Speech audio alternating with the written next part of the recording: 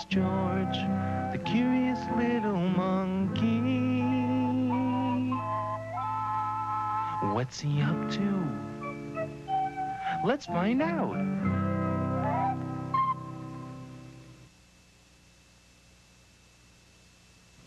Curious George and the dump truck. I need some more nails to finish this job, George, said the man with the yellow hat. Come along and wait in the car. George and his friend got into their little blue car and drove to town. On the way, they listened to the news on the radio. There has been a robbery at Gilbert's jewelry store. The robbers were seen driving away in a red van. George, said the man, I'll get the nails. You stay in the car, but don't get into trouble. George watched busy Main Street. Some workmen were fixing the holes in the street. They had a big dump truck that dumped piles of sand into the street. Then the workmen smoothed it out. What made that dump truck work? George was curious. The men stopped for lunch. George got out of the car and climbed into the truck. He pulled a lever. The truck began to dump. George pulled harder on the lever. It dumped more and more sand. Sand spilled all over the street. It spilled over a lady in a flowered hat who was carrying a shopping bag. It spilled over a man with an umbrella. And over a girl walking a dog. What an uproar. Everyone was angry. The shopping bag ended up on the girl, and the dog ran away with the hat. What's going on? Who's dumping all that sand? They cried. When the workmen returned from lunch, they saw the mess. Grab that monkey, they shouted. George was scared. Where could he hide? Quickly, he ran up a telephone pole. No one could reach him there. The angry workmen began to shovel the sand back into the truck. George kept watching. A red van was coming around the corner. A police car was blowing its siren. The police must be chasing someone. Maybe they were after George. Quickly, George climbed down from the pole, ran to the dump truck, climbed into the cab, and crawled under the seat. By mistake, his foot hit the dumping lever again. The rest of the truckload was dumped, and the sand pile got so high that it blocked the road.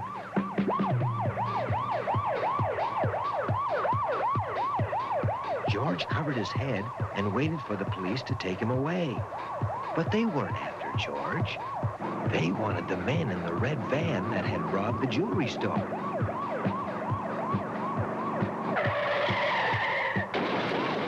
Now the police were able to catch the robbers and take them to their car. George came out of his hiding place. So you did this, said a workman. Wait a minute, said a policeman. Don't be too angry with him. He made it easy for us to catch the robbers. You're right, said the other workman. Just then, the man with the yellow hat came back. I can see you've had a busy day. Now let's go home and see if it's on the news tonight. The robbers were caught on Main Street. Police report a curious little monkey saved the day.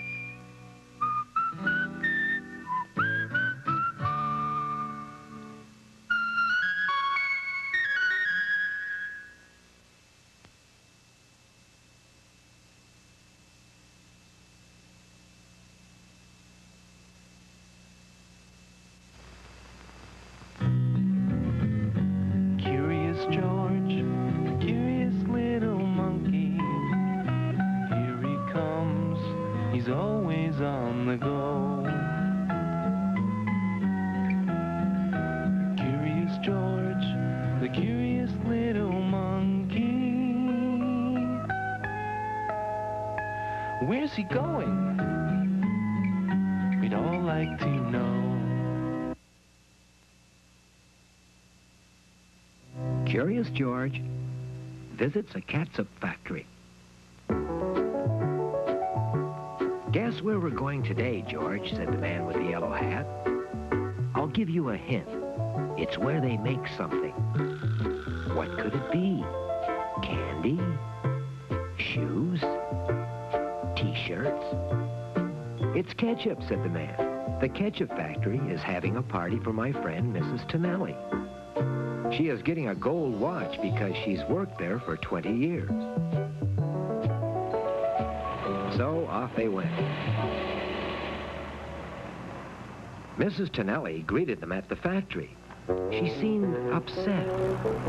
Mr. Green can't find my gold watch, she said. Without a watch, there won't be a party. I'm going to help look for it, said the man with the yellow hat. You can look too, George, but don't get into trouble. George looked around.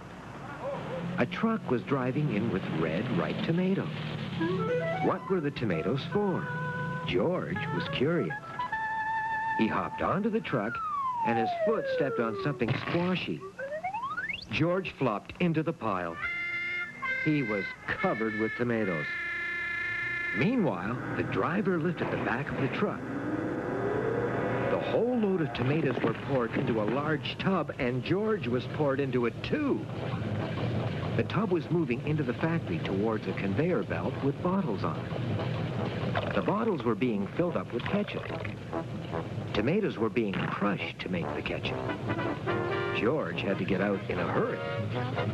He jumped out of the tub and landed on the other conveyor belt. The belt carried him into the fill-up room. As he jumped off, his foot knocked over one of the bottles. Bottles fell everywhere. Everything was covered with red stuff. What a mess. Mr. Green, Mrs. Tonelli, and the man with the yellow hat came running over. "Stop the machines," cried Mr. Green. "Who made that mess?" They looked around, but no one was in sight, not even George. "I never saw anything like this," said Mrs. Tonelli. Then she discovered something way up high. Something yellow and shiny. It was the gold watch. It was caught on the moving belt. "Now I remember," said Mr. Green. "I left the watch on one of the belts. I forgot about it when I started it up." "If only we could find George," said the man with the yellow hat. "He could climb up there and get it." There was George swinging from belt to belt. He was having a wonderful time. "There he is," cried Mr. Green. "Hey, George," shouted the man with the yellow hat. "Make yourself useful. Climb over and grab Mrs. Tonelli's watch." "Hurry down so we can start the party," cried Mrs. Tonelli. It was easy for George. He swung along the conveyor belt and picked up the watch. All the workers at the party cheered when George came in with the watch. Mrs. Tonelli cheered loudest of all. "We'll forget about the ketchup mess, George," said Mr. Green. "You sure have made up for it." Then George presented Mrs. Tonelli with her watch. Everybody clapped. She felt very proud. "And now I have something for you, George," said Mr. Green. It was a whole case of ketchup. What a great reward. He had enough for 1,000 hamburgers.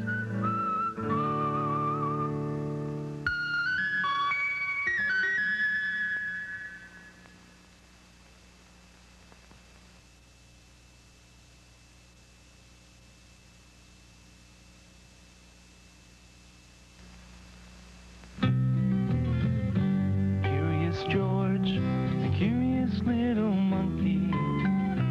Here he comes, as happy as can be.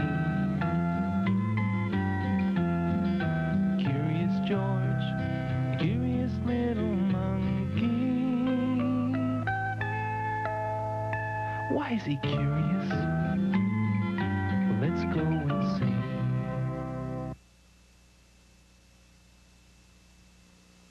Curious George takes a ferry. That was Mr. Hopkins, George. He's invited us for a visit, said the man with the yellow hat. Let's take the ferry over to his house. They got into their little blue car, drove along the edge of the river, and soon came to the ferry. There was a long line of cars waiting to get on the boat. A crewman turned a crank, and the back end of the ferry opened. One by one, the cars drove right onto the deck and parked there. The little blue car was the last one on. On the deck, George and the man with the yellow hat met a little girl named Ruthie. "Have you seen my dog Floppy?" she asked. "I can't find him anywhere." "I'm going over to talk to the captain," said the man with the yellow hat. "Have a good look around, George, but don't get into trouble." George started to walk around the deck. There were stairs leading up to a door. What could be up there? George was curious. He climbed up the stairs, pushed the door open, and went inside. This must be the place from where the captain runs the boat. There was a big steering wheel, and next to it was a strange thing with a brass handle. What was the handle for? George was curious. He pulled it until it came all the way around to where it said, "Full steam ahead." A bell rang, the motors made a grinding sound, and the ferry started to go. The passengers were surprised because the captain was still on deck talking to a man with a yellow hat. Who was running the boat? It was George. He was having a great time. He moved the steering wheel slowly at first. Then he began spinning it faster and faster. The ferry began sailing around and around. The captain rushed in. "Who the devil is fooling around up here?" he shouted angrily. As fast as he could, George escaped through the window and climbed to the top of the flagpole. Now George felt safe. From the top of the flagpole, he had a wonderful view of the whole river.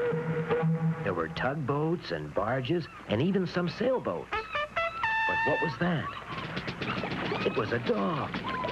That must be Floppy. He must have fallen off when the ferry started. And now he was trying to climb back on board. But the deck was too high. George knew what to do. He slid down the flagpole and ran to the back of the ferry. Then he turned the crank that opened the back end. Down it came, right into the water. "There's that monkey again," shouted the captain. "Somebody catch him while I close the back." "Wait," cried Ruthie. "Leave George alone. Floppy's in the water." George slid down the back, reached into the water, and pulled Floppy out. "I'm so glad he's all right, George," she said. "You saved his life." "You're right," said the captain. "I guess that makes up for all the bad things you did. Come with me and I'll show you the right way to steer, George." The captain let him steer the ferry with a little bit of help. When the ferry landed on the other side of the river, the captain turned to George. "Come back anytime," he said, "as long as you remember who really runs this boat." George and the man with the yellow hat waved goodbye, and off they went in their little blue car.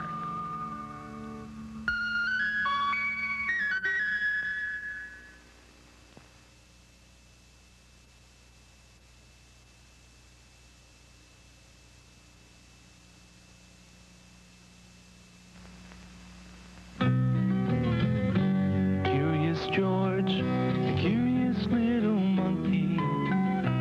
Here he comes, as happy as can be. Curious George, the curious little monkey. Why is he curious? Well, let's go and see. Curious George at the pet shop. "George," said the man with the yellow hat, "let's visit my old friend, Mr. Hernandez, today. He's the owner of a pet shop." "Come on in," said Mr. Hernandez. "I have something very special to show you." It was a little blue fish with a green tail. "This is the most beautiful fish I have ever had," said Mr. Hernandez. "I put it in this plastic bag while I fix a tank for it." George came over to take a look. Round and round the fish swam, wriggling its green tail. "I'm going to help Mr. Hernandez fix up the tank in the back room, George," said the man with the yellow hat. "Don't get into trouble while I'm gone." George walked around to look at the other animals. They were all in cages on different shelves. He saw a bright yellow parrot, a small gray cat with blue eyes, and a white French poodle. Then he heard a bird sing. It was the prettiest song George had ever heard. Where was it coming from? George was curious. All George could see was a small brown bird in a little cage near the ceiling.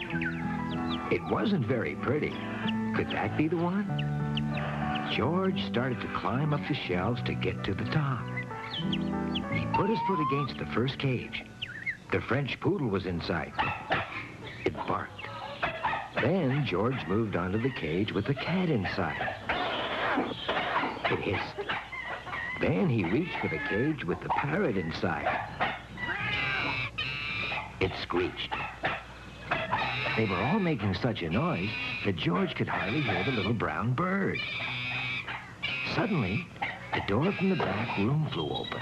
Out came Mr. Hernandez. "George, come down from there right now," he shouted. "You frightened all the animals. I'm very angry with you." Mr. Hernandez went from cage to cage, calming the animals down. Soon, all was quiet.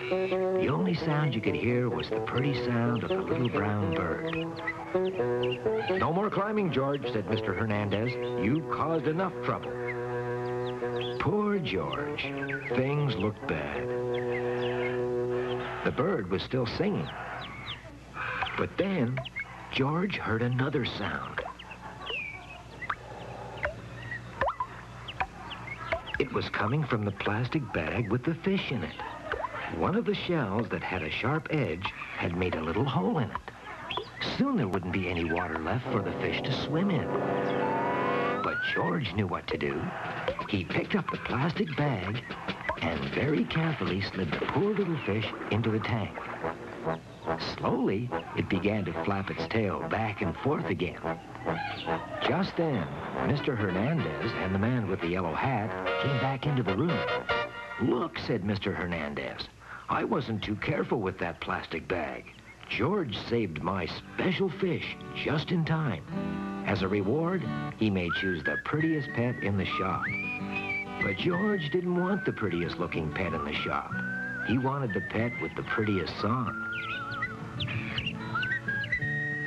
George and his friend got in their little blue car, thanked Mr. Hernandez for the bird, and drove home.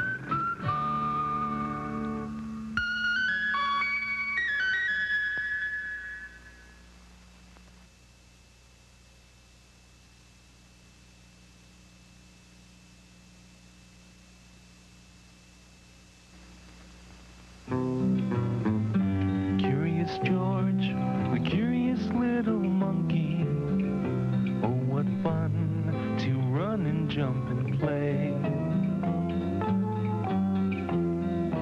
Curious George, the curious little monkey.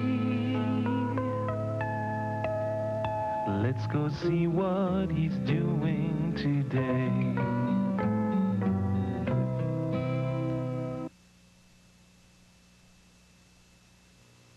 Curious George and the greenhouse. "Let's drive over to Mr. Anderson's greenhouse this morning, George," said the man with the yellow hat. "Looks like we need new plants for the flower boxes." After breakfast, they got in their little blue car and were on their way.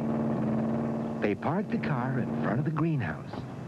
"I'm going to ask Mr. Anderson what kind of plants I should get, George," said the man with the yellow hat. "You look around, but don't get into trouble." And off he went to see the owner. Mr. Anderson was talking to a lady in a straw hat. "I'm in charge of this year's charity ball," said the lady, "and I'm looking for something special as a centerpiece for the speaker's table. I'll pay a good price for it." George had gone to the next greenhouse. In one corner, there were some tall palm trees. Another corner was filled with flowers.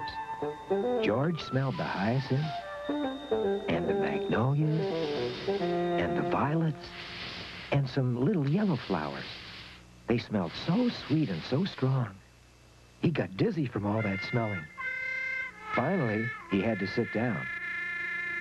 Mr. Anderson and the lady with the straw hat had come over to look for the special centerpiece. By now, George was feeling a little better. He saw a big round wheel on the wall. What did that do? George was curious. He went over to investigate the situation. He grabbed the wheel with both hands and turned it. Water sprayed everywhere. It was the sprinkling system that watered the flowers. George jumped around in the water just as if he were taking a shower. "Who turned that water on?" asked Mr. Anderson. "I'm getting wet and the water will ruin my hat," said the lady. She was trying to keep it dry, but her hat was drowning. Mr. Anderson rushed over, grabbed the wheel, and shut the water off. The lady in the straw hat ran over to George. "So it was you," she cried. "Look what you've done to my new hat." It was time for George to get away.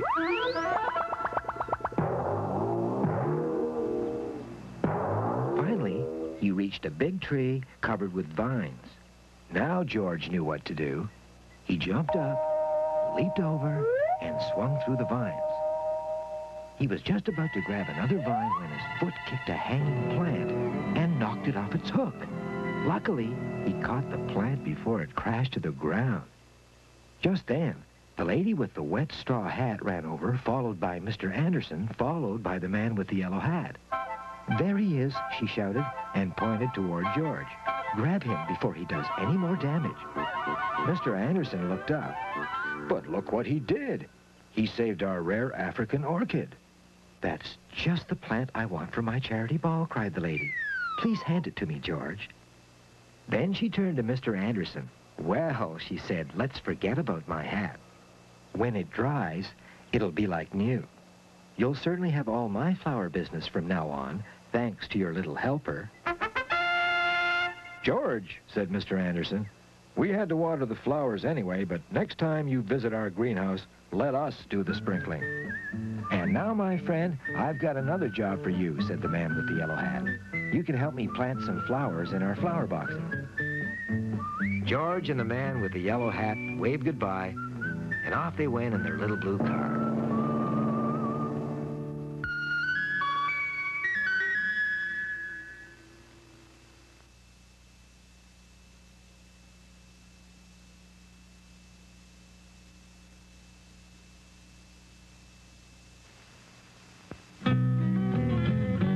Curious George, a curious little monkey.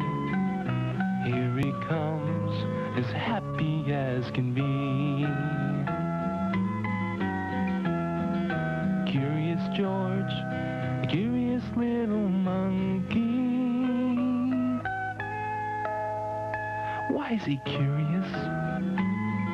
Well, let's go and see. Curious George and the Lost Letter. "I need your help outside, George," said the man with the yellow hat. "We have to rake up the leaves before the wind blows them away." George and his friend worked hard until all the leaves were in neat piles on the lawn. "I want to buy some trash bags to put the leaves in," said the man. "Why don't you stay outside while I'm gone, but don't get into trouble?" George went over to Mrs. Silverman's house to see what she was doing. She was raking leaves into piles, too.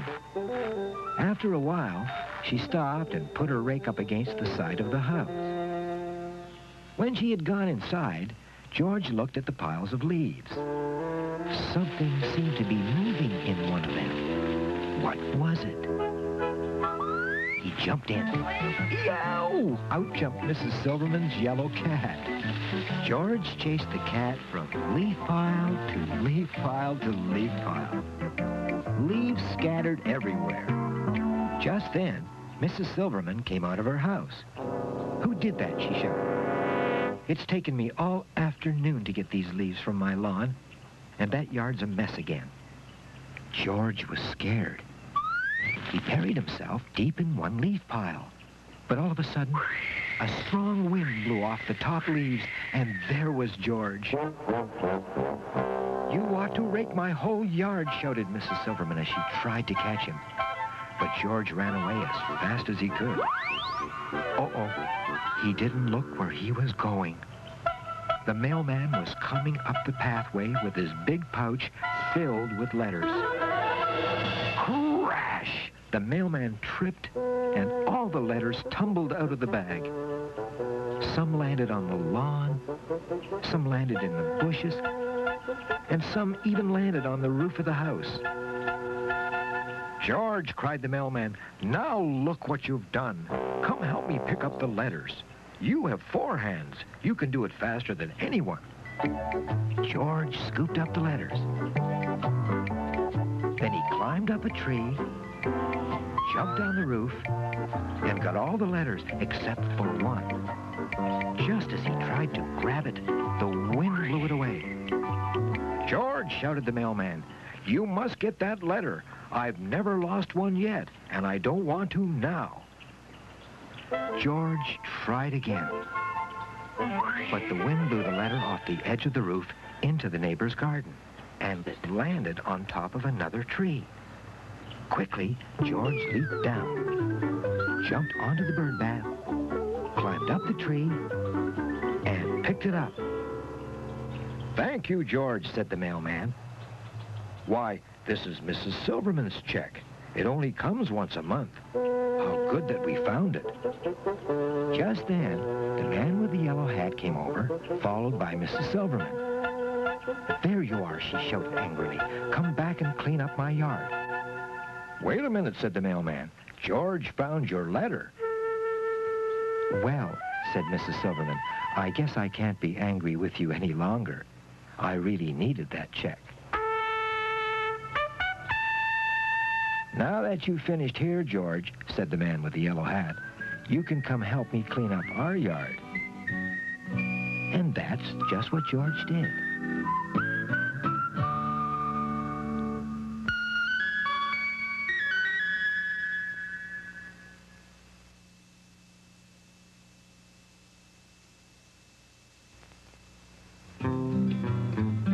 Curious George, the curious little monkey.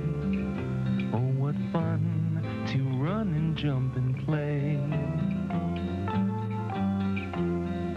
Curious George, the curious little monkey. Let's go see what he's doing today.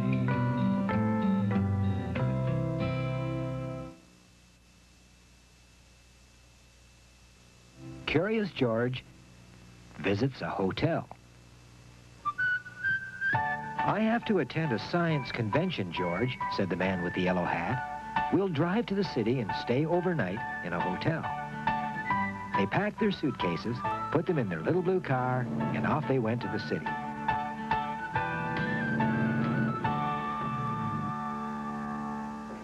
At the hotel, the man got in line to register for a room. George waited in the lobby. He saw a bellhop stacking suitcases on a cart. What did he do with that cart? George was curious. While the bellhop went to get some more suitcases, George climbed onto the cart and started pushing it. It moved like a scooter. George pushed harder, and the cart went wild. People had to jump out of its way.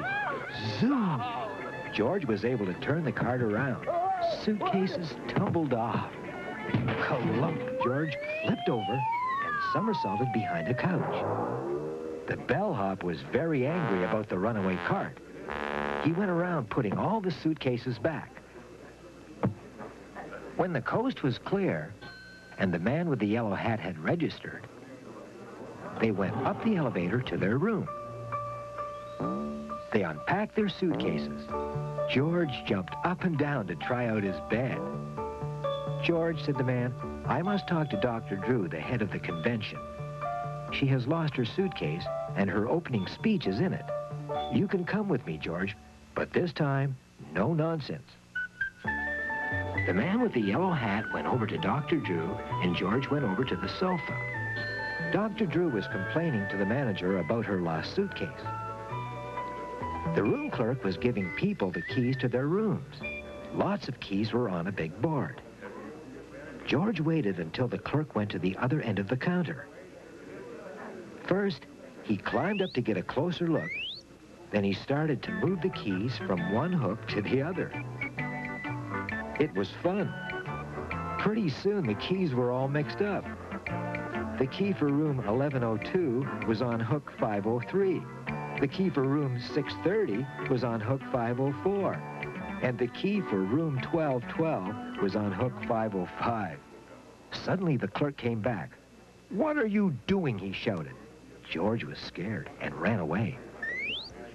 When a man asked for room 210, the clerk gave him the key to room 303.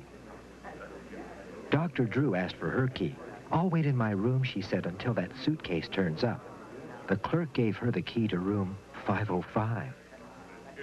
Pretty soon, a lot of angry people came up to the desk. "You gave me the wrong key. What kind of place is this? I want the key to my room." Now the clerk saw what George had done. So did the manager. They both were very angry. Just then, Dr. Drew ran up to the front desk. "You gave me the key to the wrong room, but I've found my suitcase there. The bellhop must have made a mistake." "Well, I'm glad you found your suitcase," said the clerk, "but I think we have that little monkey to thank for that. He's the one who mixed up the keys." George came out from his hiding place. "I'm so glad to have found my suitcase," she said. The man with the yellow hat came over. "Seems like George caused a lot of trouble around here," he said. "But," added Dr. Drew, "thanks to George, I have my speech and the convention can begin." "Let's go up to our room now, George," said the man with the yellow hat, "and maybe you won't get into any more trouble."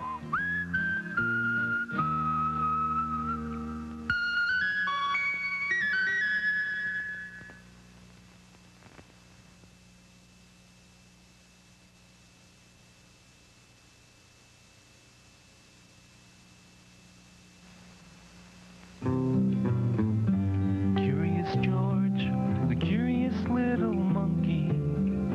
Oh, what fun to run and jump and play. Curious George, the curious little monkey. Let's go see what he's doing today.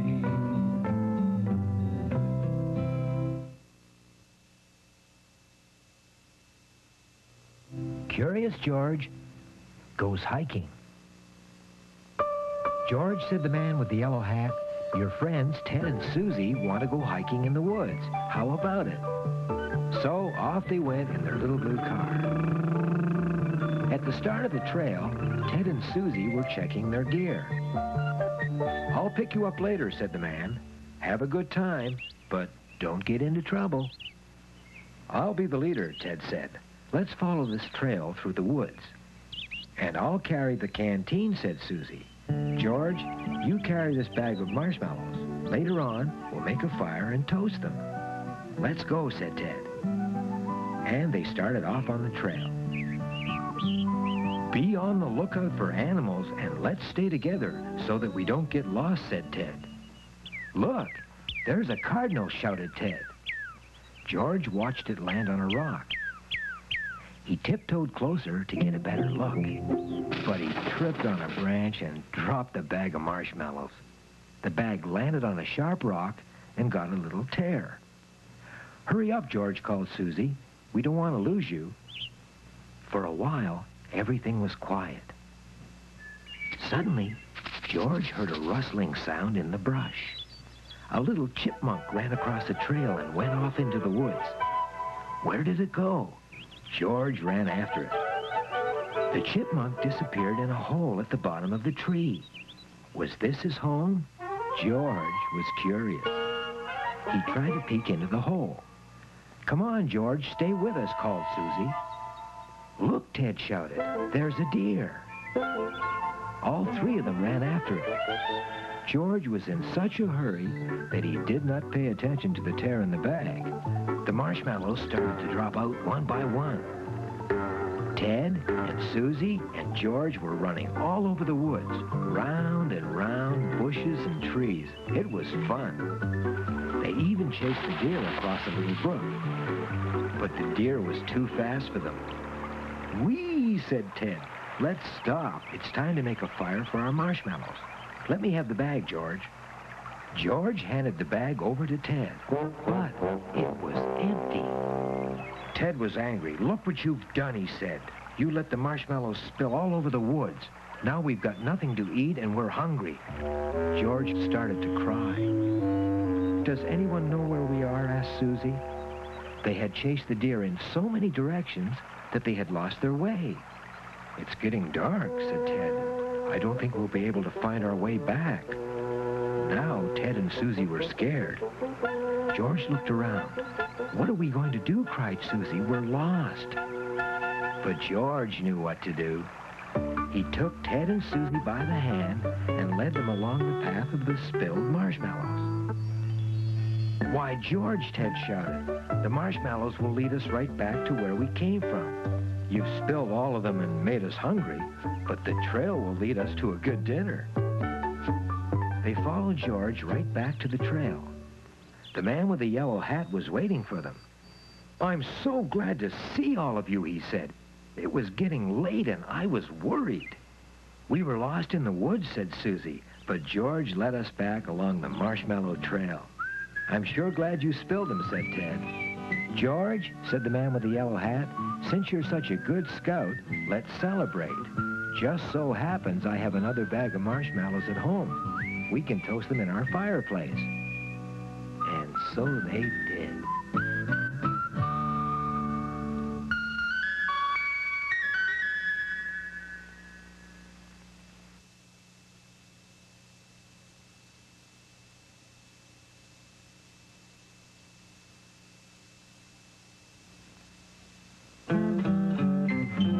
Here's to George, the curious little monkey.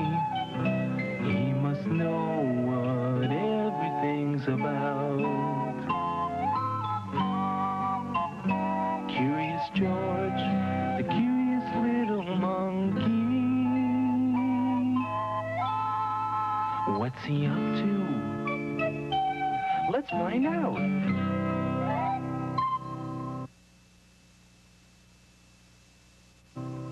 Curious George meets the painter. "That reminds me, George," said the man with the yellow hat. "My friend, Mr. Dumas, has a painting for me, and he may have a surprise for you. Let's pick it up today." So they got into their little blue car and went off to Mr. Dumas's house. "Hello," said the painter. "Come on upstairs and let me show you my latest work." "Good idea," said the man with the yellow hat. "While I'm upstairs, George, you can look around the studio, but don't get into trouble." George had never seen so many paintings. There were paintings of men, women, children, dogs, and flowers. George wanted to paint a picture all by himself. Where did Mr. Dumas keep all his paints? George was curious. There were shelves with lots of cans and paintbrushes on them. George took a can, grabbed a brush, and went over to one of the walls in the studio. He decided to paint pictures of some of his friends. The man with the yellow hat, Jimmy with the baseball bat, Mrs. Tonelli from the Ketchup factory, and his neighbor, Mrs. Silverman. Soon, George had painted all over the wall. There was no more space left. Just then, the man with the yellow hat and the painter came back. "What a mess," shouted the painter. George was scared. He hid behind a pile of pictures. Just then, the doorbell rang. It was a customer. Good morning, she said. I need a painting for the living room in my new home. May I look at your pictures? Certainly, said the painter. The woman looked through a stack of paintings. This is lovely, she said. If it doesn't cost too much, I'd like to have it. Then she turned and saw George's paintings. Why, that's Mrs. Tonelli. And there's Jimmy. And that looks just like you, she said. What a lovely idea for a playroom. I'll be back tomorrow to pick up the painting, Mr. Dumas. The painter was surprised. Come on out, George, he said. How can I be angry with you now? I just sold a painting and you gave me a good idea. Maybe you and I can do a wall painting with all her friends on it. I'll bet a lot of people would like that too, said the man with the yellow hat. George, said the painter, wait here for a minute. I'll be right back. He came back with a big surprise. I hope you like this, the painter said. It took a lot of work to get your face just right. George was pleased, and so was his friend. They thanked Mr. Dumas and drove off in their little blue car.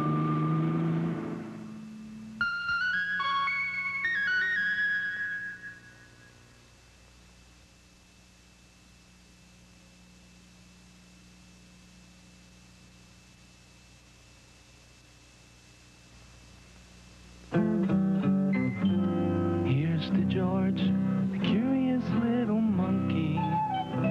He's so full of curiosity. Here's to George, the curious little monkey. He's as curious can be.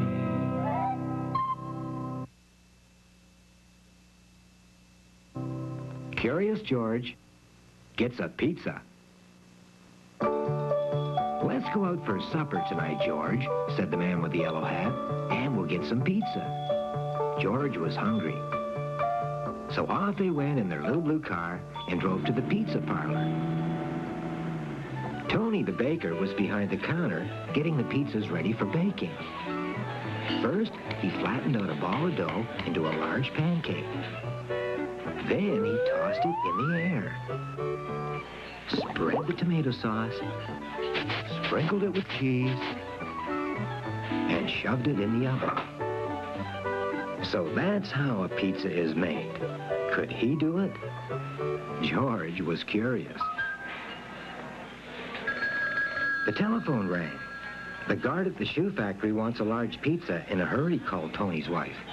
I'll get my coat, said Tony, and went into the back room. George jumped up on the counter, grabbed a big ball of dough, made 4 little balls, and pounded each one into a pancake just as Tony had done. Now he was ready to toss them into the air. How good that George was a monkey. He tossed them with all 4 hands. One landed on a coat rack. Another plopped right in the middle of a customer's table. One fell on the jukebox. And one went smack over the owner's head just as he came back into the room. Who did that? Shouted Tony. Where is he? Asked someone else. It's that monkey, a customer answered. In the alley was a small truck with the back door open. George jumped in. Now he was safe. You'd better hurry, said Tony's wife. The guard is still waiting for his pizza. They'll be closing the gates in a few minutes. I forgot all about it, said Tony. He got a pizza from the oven and packed it in a box. Then he left and put it in the back of the truck and drove off. George was trapped inside. The truck rattled through the streets up to the shoe factory. It was too late. The gates were locked. Oh no, said Tony. How will I ever deliver the pizza? He opened the back door And there was George. "So that's where you've been hiding," cried Tony. "I'm angry with you. You've been fooling around with my pizzas." He grabbed George by the arm. Suddenly, he stopped. "I've got an idea," he said. "You can make up for all that trouble. Take this pizza, climb up the gate, and deliver it to the guard at the back door." How good that George was a monkey.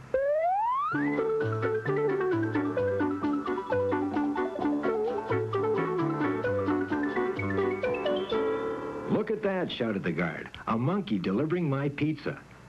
Boy, am I hungry." When George got back to the truck, Tony shook his hand. "I'm going to make a special pizza for you when we get back." And that's what he did. George and his friend, the man with the yellow hat, ate a large pizza, thanked Tony, and drove back home in their little blue car.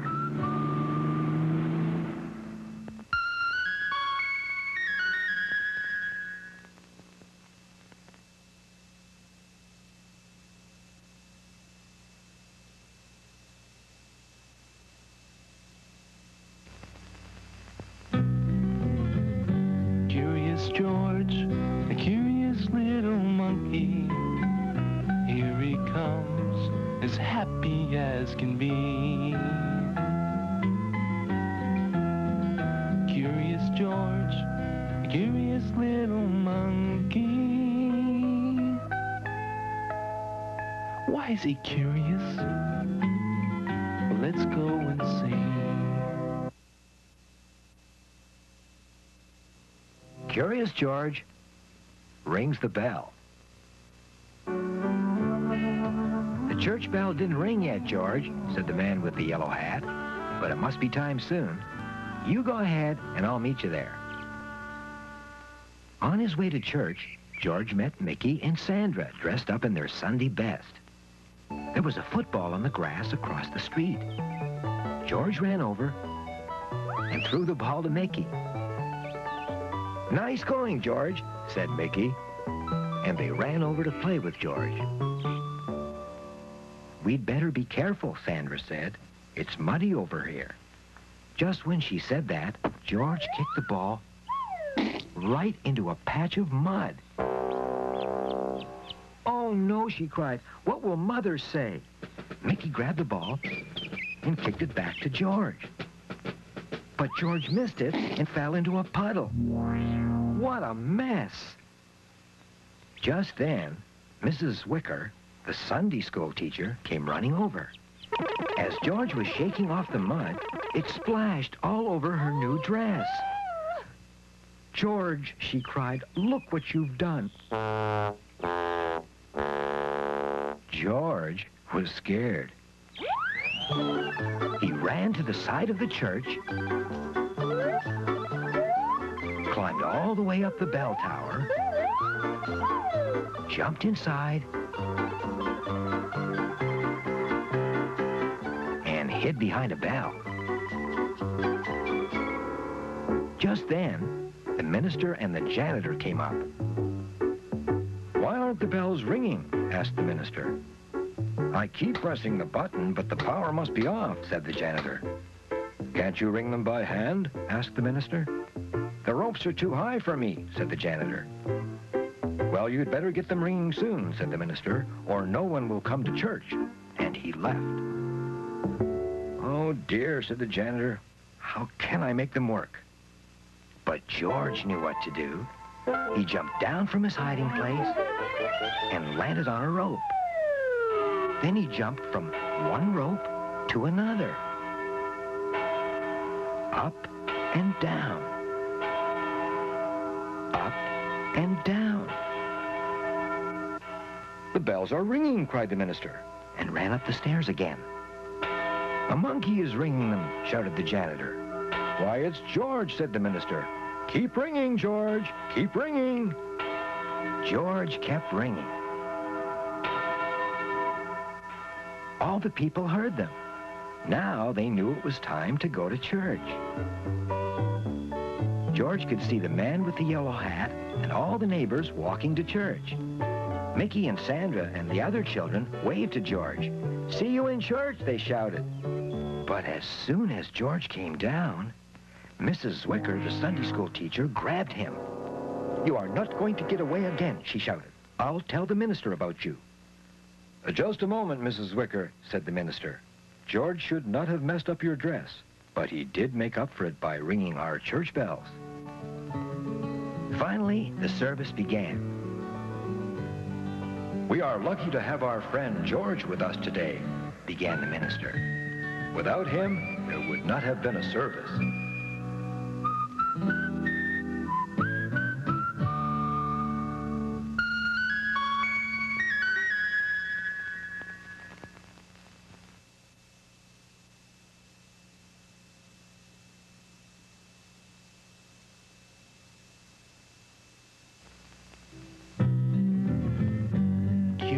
George, the curious little monkey. Here he comes, he's always on the go.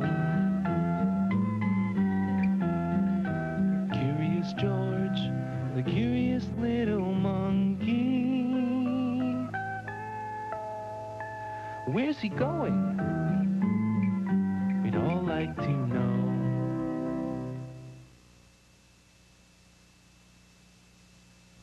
Curious George meets the Balloon Man. "Let's go to the park, George," said the man with the yellow hat. "It's a nice day." They got into their little blue car and drove off. In the park, they stopped at a refreshment stand. "I'm going to wait in line for a hot dog, George," said the man. "You look around, but don't get into trouble." Nearby, George saw a man selling a big bunch of balloons. "Balloons for sale," he shouted. "Red, yellow, green, or blue." "Mommy, Mommy," cried a little boy, "may I have a blue balloon?" "You sure may, dear," said his mother, and she took some money from her purse. "I want one too," cried a little girl. Me too," shouted someone else. After everybody had bought a balloon, the man wound the rest of the balloon strings around a branch, tied them with a big knot, and went to get a hot dog. George was watching the balloons. What made them float in the air? He was curious. He jumped up and tried to untie a balloon from the bunch. But instead of one, George untied all the balloons. A gust of wind took the whole bunch up into the air, and George with them. Down below, someone was waving a fist at George. It was the Balloon Man. "Hey," he shouted, "you come back down with my balloons right away." But that was just what George couldn't do. Now he was floating over a family picnic. "Look up there, Dad," said a little boy. "There's a monkey taking a balloon ride." Everybody was looking up. George was heading toward a tall building with a scaffold hanging on it. Just then, the wind calmed down. And George landed right on the scaffold beside a window washer. "Hey, what do you think you're doing?" shouted the man. "Since you're here, you might as well help me out." There were some sponges and pails full of water. George knew what to do. He tied the balloons to the scaffold and was ready to start. There were lots and lots of windows. How good that George was a monkey. He washed windows faster than anyone. George swung from window to window, and soon the job was done. "Good work, George," said the workman. "Now we can go home."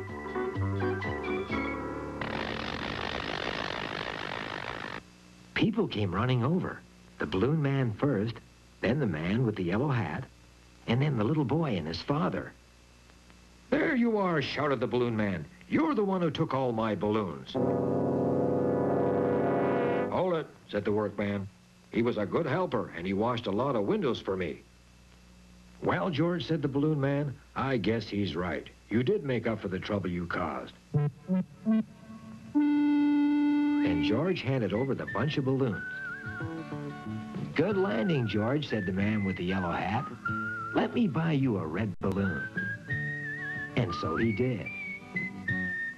Then they got into their little blue car and drove back home.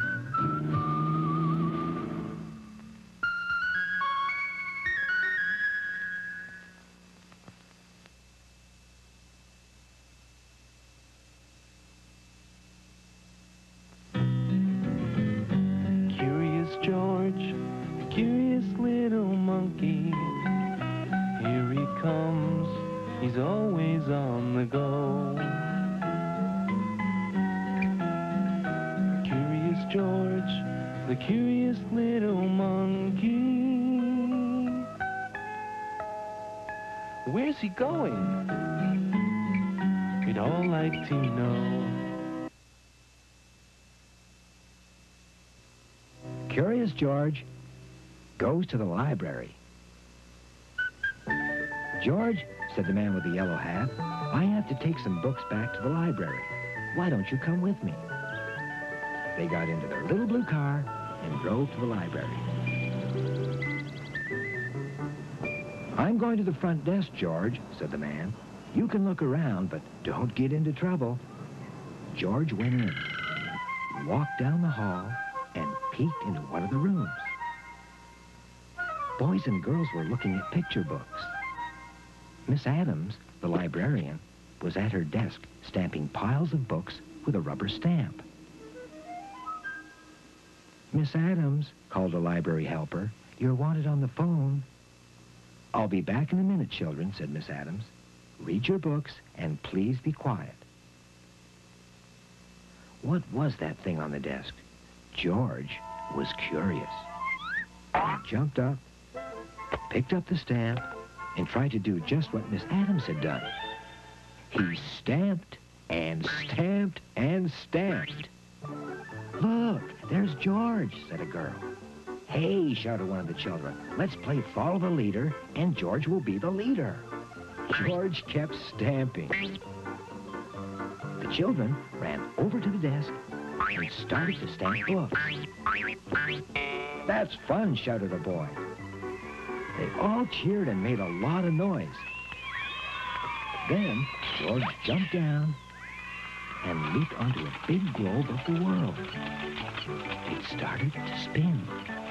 First slowly, then faster and faster. The children clapped and cheered again. George was giving them a good show. But all of a sudden, George lost his balance and grabbed the ring of the wall map. Down came the map, and down came George, just as Miss Adams appeared in the doorway. "Oh, no," she cried. "What's going on here? Stop this right away." Then she saw George. "How did you get in here? I'm going to get the head librarian."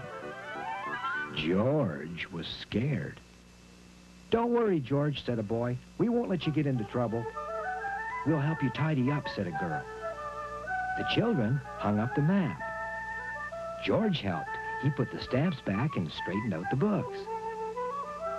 "Look what George has found," said one of the children.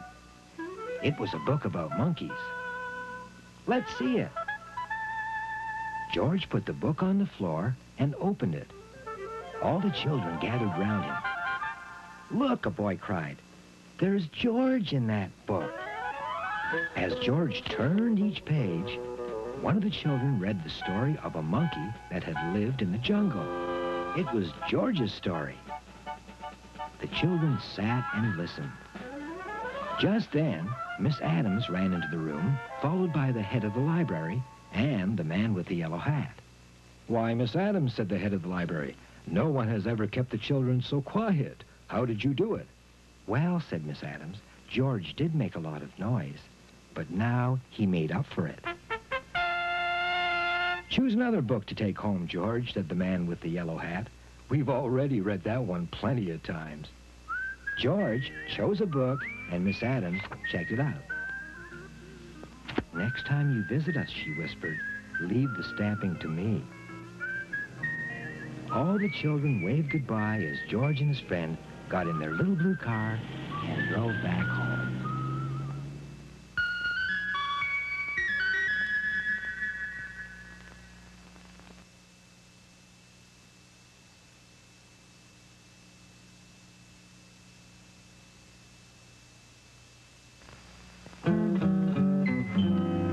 next to George, the curious little monkey. He must know what everything's about. Curious George, the curious little monkey. What's he up to? Let's find out.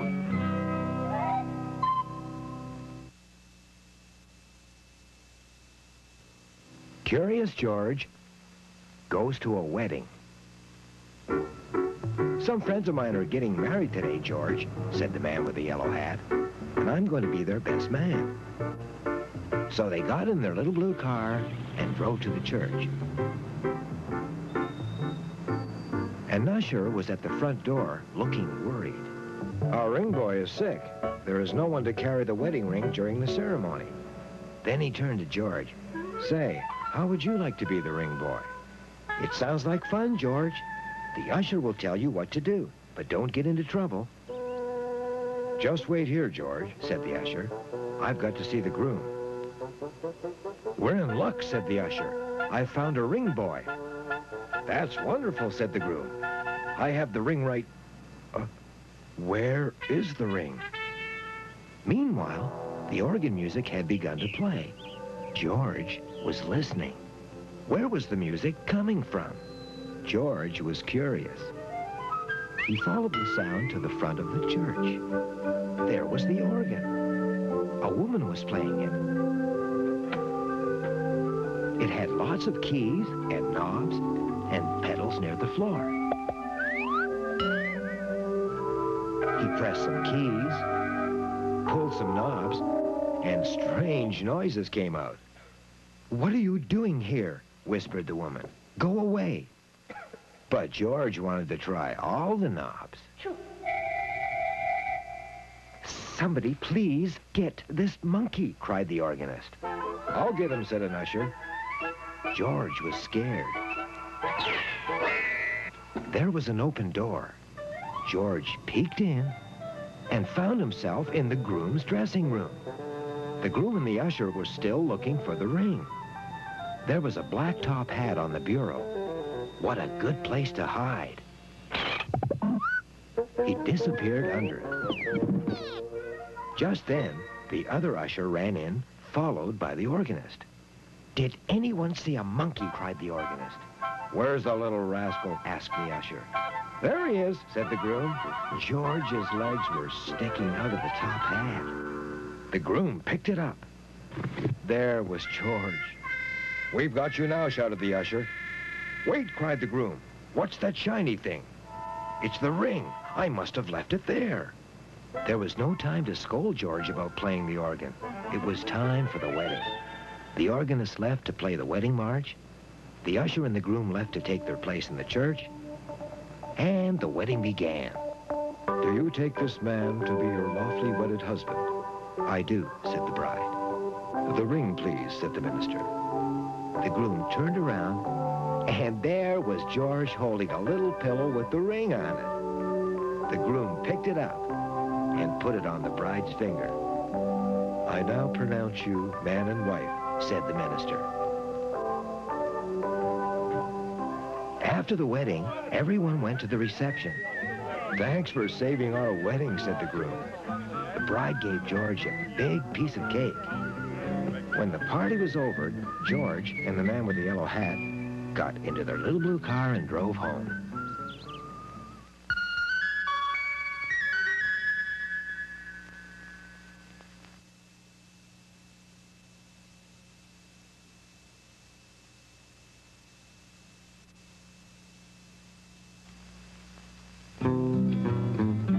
Curious George, the curious little monkey. Oh, what fun to run and jump and play. Curious George, the curious little monkey. Let's go see what he's doing today.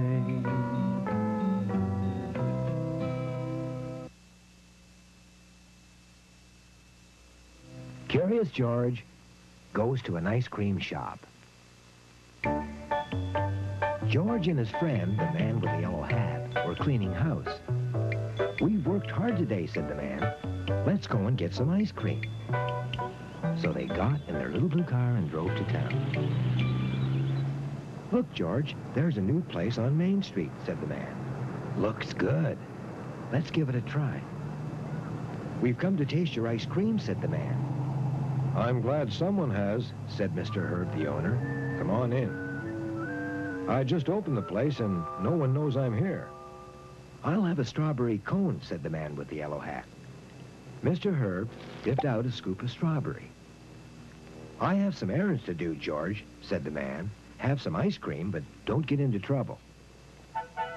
"Take your time, George," said Mr. Herb. "I've got a lot to do." George couldn't make up his mind. He looked around. There were so many flavors. Mr. Herb was filling a bowl with ice cream. "This is a special order for a party," he said. "My first big one since the store opened. It's got to be just right." George was curious. Could he do that too?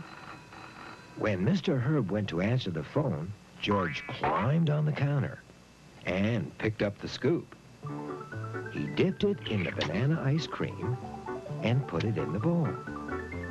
Then he dug into the strawberry and put it next to the banana. Then the nutty walnut, then raspberry, then vanilla. Soon there was a mountain of ice cream in the bowl.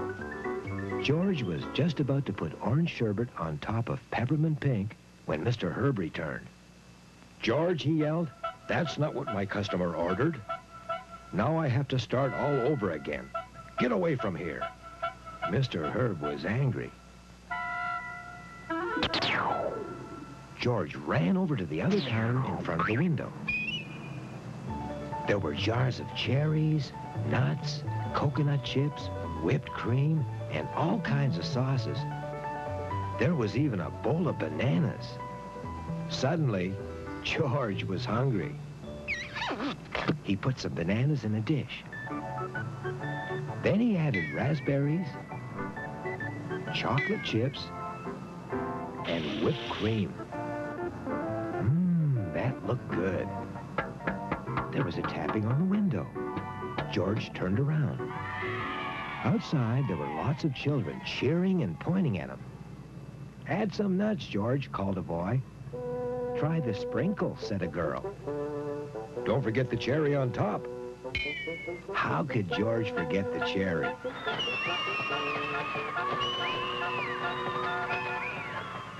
Just as George was about to taste his masterpiece, Mr. Herb came over. He was still angry. But before he could scold George, the crowd rushed in. What a great idea to have George working in the window. "I want a raspberry sundae," said the man. "And I'll have a banana split," said another. Mr. Herb could hardly keep up. The orders kept pouring in. Finally, everyone was served, and Mr. Herb was delighted. "Thanks, George," he said, "for all those customers.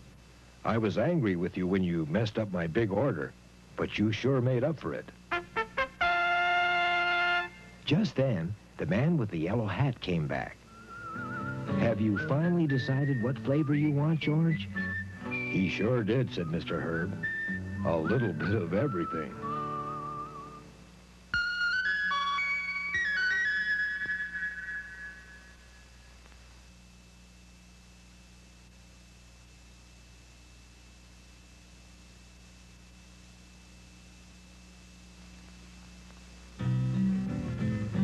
Curious George, the curious little monkey. Here he comes, he's always on the go. Curious George, the curious little monkey. Where's he going? We'd all like to know. Curious George paints a billboard. "I have to go to Mr. Chew's office today, George," said the man with the yellow hat. "Why don't you come along?" So they got into their little blue car and went off. Mr. Chew and I will be busy for quite a while, George, said the man. You can go outside, but don't get into trouble. George looked around. There was a billboard down the street. Two men were up on a scaffold painting it white. George walked over to get a closer look.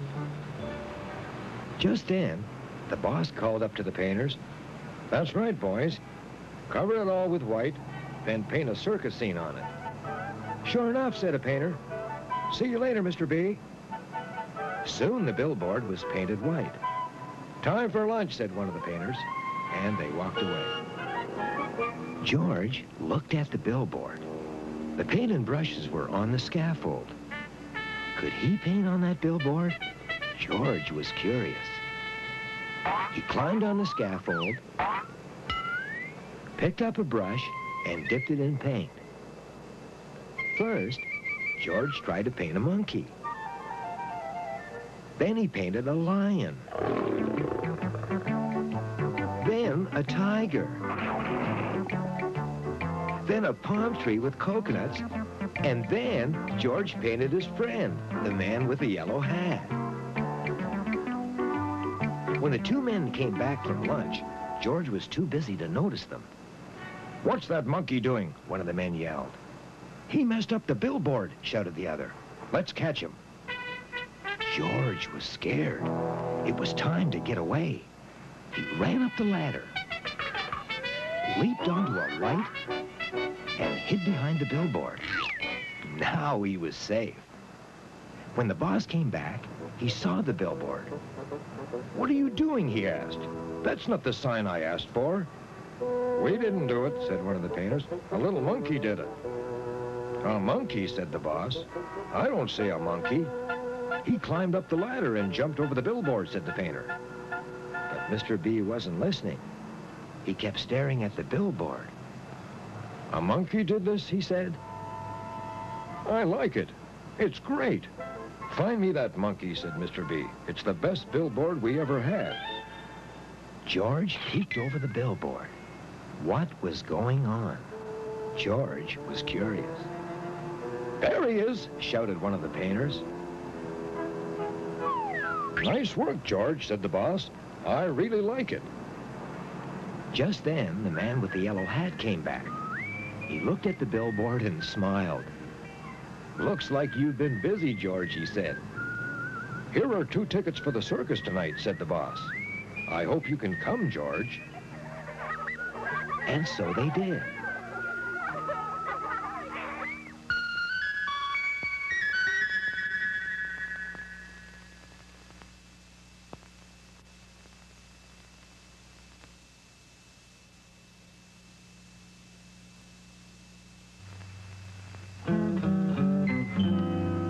To George, the curious little monkey. He must know what everything's about. Curious George, the curious little monkey. What's he up to? Let's find out.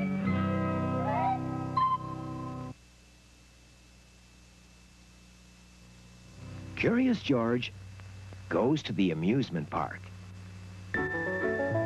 Today's the opening of the new amusement park, George, said the man with the yellow hat. Let's go. They got into their little blue car and drove off. At the park entrance, they saw Yvonne. She was with her Aunt Ruby, who was wearing her new watch. We can't stay very long, said the aunt. I know, said Yvonne. We only have $1 for rides. George, why don't you get the tickets, said the man. I'll park the car and don't get into trouble. The ticket booth was closed, but one of the windows was open just enough for a little monkey to get in. George wiggled through the window. A lever was sticking up from the counter. What was it for? George was curious. He pulled the lever. A roll of tickets popped up, and the ticket window opened. Now children came running from everywhere. Yvonne was the first in line. "I didn't know you had a job selling tickets, George," she said. "All I have is $1. How many tickets can I get?" George pressed a button, and out came the tickets. "Wow," Yvonne said happily. "Aunt Ruby will be surprised." George gave tickets to the next person, and the next one, and the next one. Soon a long line had formed at the ticket window. Everybody got free tickets from George. Finally, the real ticket seller arrived. "What's going on?" he cried. "Who's inside the booth?" He ran to the door and unlocked it. "A monkey?" he shouted. "Stop it! How dare you give away my tickets for free?" George was scared. Quickly, he escaped through the window and ran away. "Guard!" shouted the ticket seller. "Stop that monkey!" A guard blew his whistle, and they both ran after George. But George had disappeared in the amusement park. What a place it was! There was the Balloon Man, and the House of Mirrors, and the roller coaster, and the merry-go-round. There were places to eat and drink, and music was playing all over. George ran into the House of Mirrors. How funny he looked. First tall, then short, then fat. But the owner chased him out. George had no ticket. He ran over to the roller coaster. Aunt Ruby and Yvonne were just coasting by. Something flew through the air. George saw it land on the woodwork. How good that George was a monkey. He climbed up the woodwork and got hold of it. It was Aunt Ruby's handbag. George picked it up and jumped to the ground. When the roller coaster had stopped, everybody got off. "That was fun," said Yvonne. "Not for me," said Aunt Ruby. "I lost my new handbag. Let's look for it." And then she saw George. "Look," she shouted. "George found my handbag." She rushed over and hugged him. "Thank you so much," she said. Just then, a hand reached out and grabbed George. It was the ticket seller. He was angry. "I finally found you," he shouted. "You come with me." George was scared. "One moment, please," said Aunt Ruby. "Just look how many children are waiting in line over there to buy your tickets. George started that line. Besides, he found my bag. Please don't be angry with him." "Well," said the ticket seller, "if you put it that way, I guess I'll just have to forget about it. Let's shake hands, George." Just then, the man with the yellow hat joined them. "How about a ride for everybody? The treat's on me." So, they all went on the roller coaster again.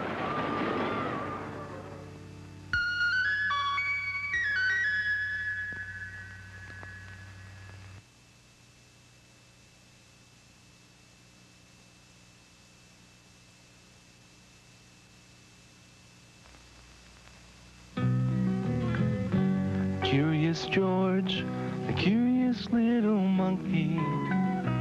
Here he comes, as happy as can be. Curious George, the curious little monkey. Why is he curious? Well, let's go and see. Curious George gets an X-ray. "George," said the man with the yellow hat, "I'm going to the hospital for a checkup. Come along with me." They got into their little blue car and went off. The waiting room was crowded. Paul was there for some X-rays. He looked worried. "Wait here for me, George," said the man, "but don't get into trouble." And he left. George sat and waited. After a while, he got bored and sneaked out of the waiting room. Down the hall was a door with a sign on it. George peeked inside. A patient was lying on a large table, and a nurse was working with a giant camera. "That's it, Mr. Adams," said the nurse. "You make it up now. The X-rays will be ready in an hour. Let me take you back to your room." And they left. George looked at the camera. Could he take a picture of himself? He was curious. He jumped on the table, laid down, and waited. Nothing happened. Then he sat up. Still nothing happened. He turned on his tummy. Again, nothing. George got up and went into the next room. Some x-rays were hanging on a wire in front of some lights. It looked like a clothesline. There was an x-ray of somebody's chest. Then a picture of somebody's leg. Then a head. Then an arm. George started to take them down one by one and spread them out on the floor. Just then, the nurse came in and saw the x-rays on the floor. "What do you think you're doing?" she shouted. George was scared. It was time to get away. "Come back here," shouted the nurse. But George was gone. Back in the waiting room, George sat down and hid behind a book. A doctor and a nurse were talking with Paul. "I don't want to be x-rayed," cried Paul. "Why not?" asked the nurse. "It doesn't hurt." "I don't care," shouted Paul. "If you keep crying," said the doctor, "you'll scare all the other children." Then he turned to George. "I've got an idea," he said. "We'll give George an x-ray first, then Paul will see how easy it is." The doctor took Paul by one hand, George by the other, and they went to the x-ray room. There, the nurse put George on the x-ray table. At last, he was going to have his picture taken. "Hold still," she said, and went out to take the x-ray. Then she came back. "Now it's your turn, Paul," she said. Paul got on the table, and the nurse left again and took the x-rays. "Is that all?" asked Paul. "That wasn't bad." Just then, the other nurse ran into the room. "There's that little monkey who mixed up all our x-rays," she shouted. "Wait," said the doctor. "If it wasn't for George, we wouldn't have been able to take Paul's x-rays." "I guess you're right," said the nurse, and she smiled. Then the doctor turned to George, put something on George's tummy, and listened carefully. "There's something wrong in there," he said. George was scared. What was the matter with him? "It's empty," said the doctor. "We'd better put some food into it." Everyone laughed. The doctor took George and Paul to the cafeteria and bought each of them a big ice cream soda. "Looks like they're taking good care of you, George," somebody said. It was the man with the yellow hat. "Time to go home, George," he said. "Finish your soda." And that's what he did. They waved goodbye to all their new friends and drove home.